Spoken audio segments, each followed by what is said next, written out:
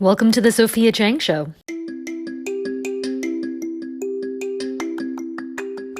And I would be Sophia Chang.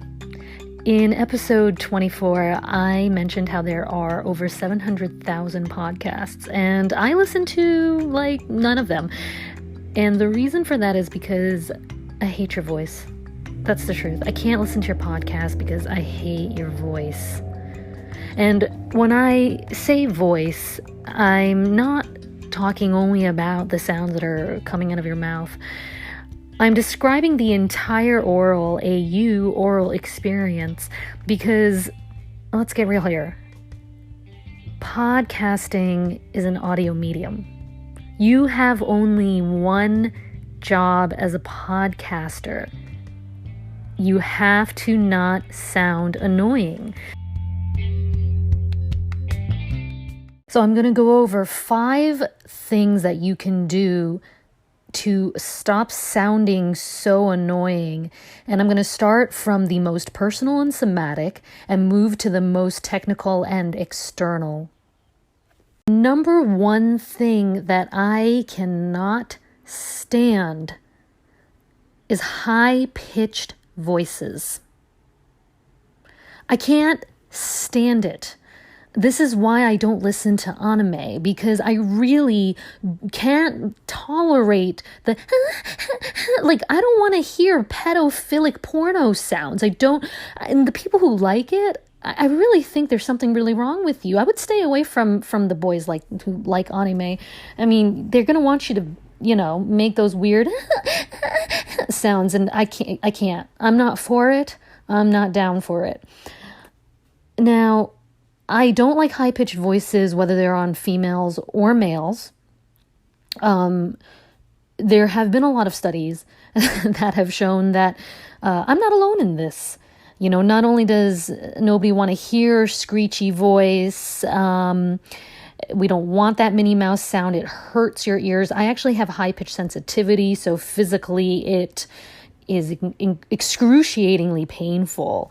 This is why I don't like the sound of babies screaming, children crying and shrieking and running around.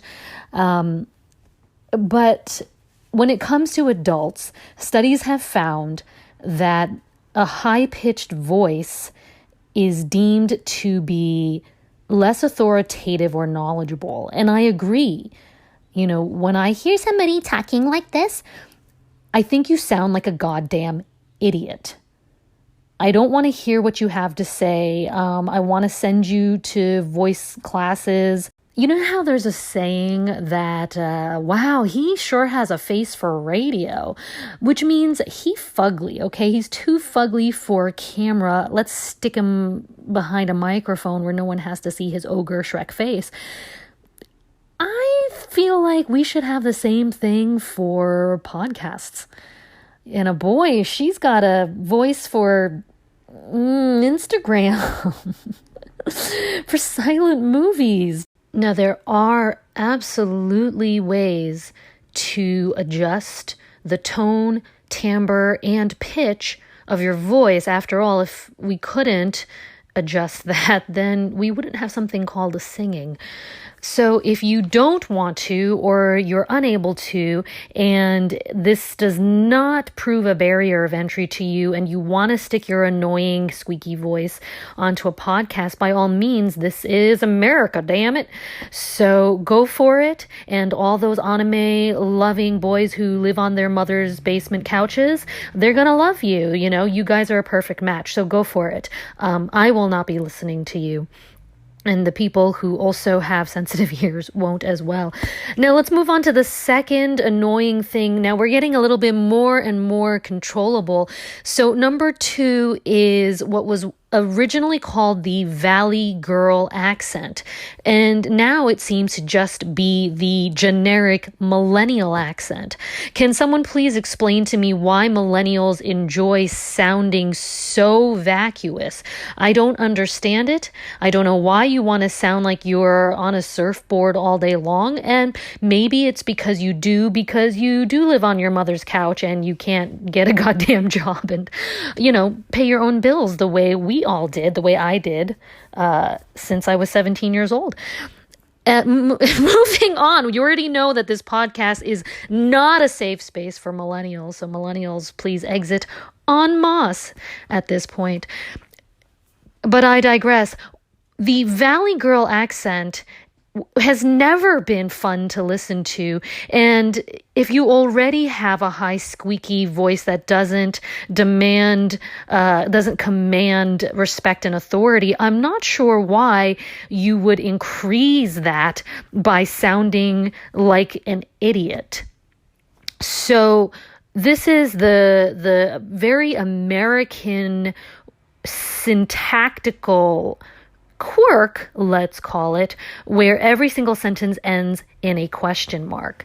And this is why I like the anglicized, the British version of asking questions where you end on a down slope.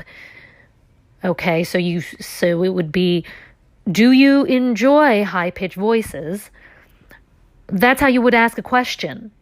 And it works for me. Now, if you're asking a question in America and you need to turn the end of your sentence up, that's fine.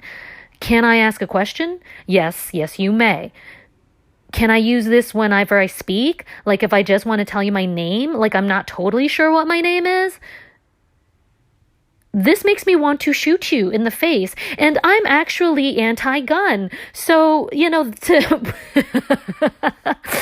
to provoke that level of rage in me, I cannot handle this accent.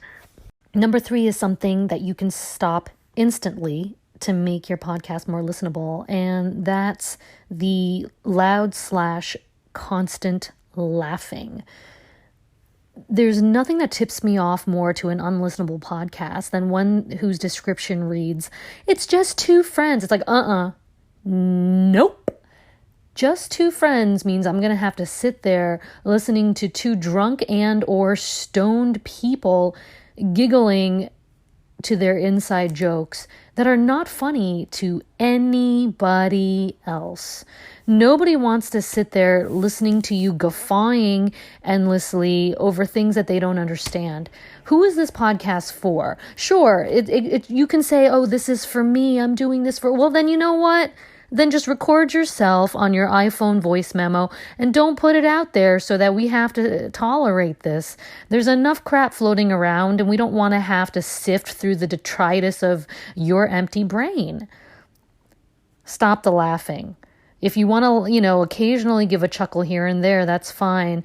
But there are podcasts out there where the people are just going for endless, Beavis and Butthead were great.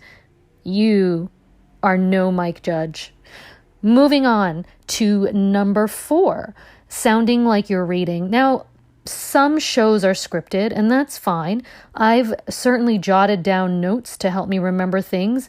There was one episode where I straight up read an answer that I had written on Quora about how to get into Harvard, and I had to read that. Now, if you are not a former professional actor, then you might want to not read off the page. It is really hard for normal people to read anything and make it not sound like the 9-year-old standing up at the front of the class reading an extremely boring and poorly written essay about their summer vacation. So try not to read. If you have to, jot down notes and try not to just sit there plodding ahead or get some training. And number 5, watch your sound levels. This has a lot to do also with loud bursts of laughter. One big reason you don't want to keep laughing is not only is it really boring for people to not understand your private jokes, and they're not here to listen to you laugh as if you're drunk, but it's also because if you have a sudden burst of laughter, you run the risk of spiking your sound levels to the point where people have to bring up the volume and then down the volume, up the volume and down. There was one podcast that I for a reason I'm not going to name, because then everyone's going to know which podcast it is, and I wouldn't call it a professional one, but I more or less was forced to listen to it, or rather, I reluctantly chose to continue listening to it, even though one of the main hosts had almost every single check mark on this list of shame. She had the world's most annoying voice. It was high pitched, and it engendered a lot of nervousness. There's like a nervous energy behind it, which is just so lovely to listen to. But the number one audio sin that she committed that made my brain leak out of my ears is that she would be speaking at a normal, even lower volume, and then suddenly ejaculate this horrendous burst of laughter. It was both loud and grating. It was as if she was playing a caricature of herself. I mean, I couldn't believe this was her real laughter and that she had friends. I don't know if she had friends, but I'm just, well, she held down a job, and clearly she's doing a podcast, so the people sitting around the table returned every week, and I was astonished that they didn't come back with their heads completely blown off, because mine was when I listened to this, and they did actually have a producer. I wanted desperately to tell this producer, hey, you might want to look at the levels so that your listener doesn't have to keep turning the volume up and down and wincing constantly as if there was, scatter fire. I was being under sieged. So, in any case, I couldn't say any of that because politics, and so I just tolerated this miserable experience. Don't let that happen. If you have a producer, make sure they understand the principle, the fundamentals of audio engineering, which is to watch your levels.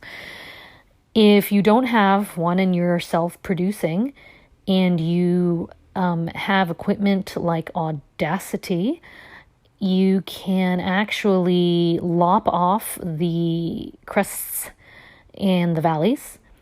And if you are recording straight into your podcasting app like I am, and then you're going to have to do it the old-fashioned way and make sure that you're speaking as evenly as possible.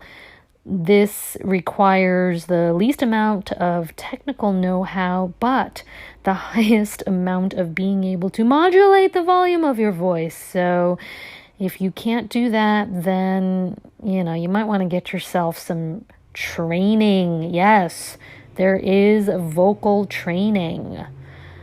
Please, please, please, please do us all a favor and your podcast and check out your levels.